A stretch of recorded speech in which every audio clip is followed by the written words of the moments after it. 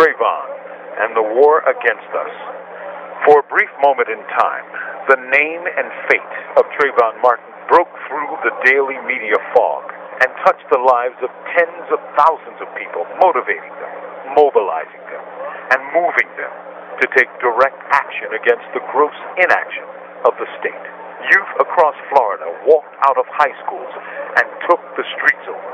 People in dozens of cities marched, seemingly spontaneously, against the non-action of the state.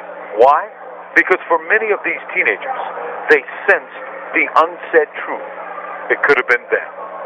It could have been them.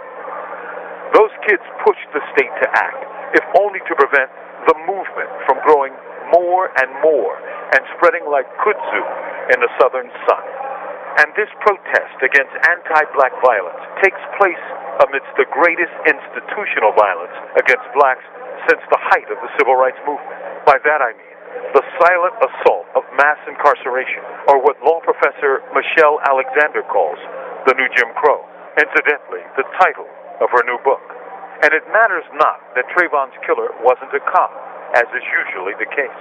He was an informal auxiliary to a system that polices black life and holds their every act under suspicion. The South, for centuries, was an armed white army, where every white male was empowered by custom and law to control black life by any means necessary. Trayvon was judged guilty of walking while black, as are many, many black and Latino youth every day. No matter what the result of the Trayvon Martin case, I happen to think an acquittal is down the line. The new Jim Crow pecks at black, brown, and poor lives daily, destroying any future they may have once dreamed of having.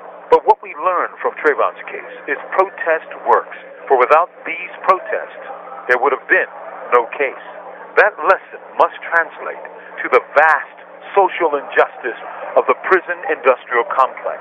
When more black men are in chains today than at the dawn of the Civil War, when slavery was legal, or when the South African system of apartheid was in full swing, protests, mass protests, are a necessity. From Imprisoned Nation, this is Mumia Abu Jamal.